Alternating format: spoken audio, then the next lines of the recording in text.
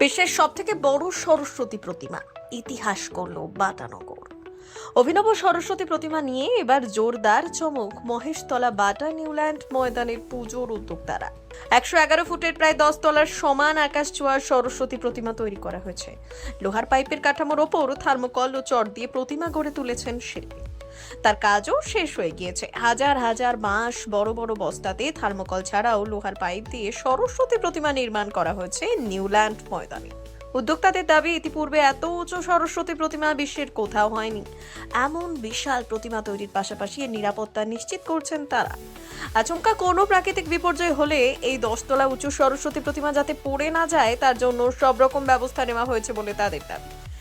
অন্যতম পুজো উদ্যোক্তা মহেশতলা পুরসভার 34 নম্বর ওয়ার্ডের কাউন্সিলর গোপাল সাহা বললেন, প্রতিমার মূল কাঠামোকে চারপাশ থেকে ঘিরে 10 তলা সমান উঁচু বাঁশ দিয়ে ব্যারিকেড করা হয়েছে। তার ভেতর থাকছে লোহার পাইপ দিয়ে তৈরি কাঠামো। ফলে যদিও কখনো ঝড় হয় তাহলে প্রতিমা হেলে যাওয়ার কোনো অবকাশ নেই। বলা যায় সব দিক বেঁধে আমরা এই আয়োজন করেছি। ব্যুরো রিপোর্ট, উত্তরের প্রহরী।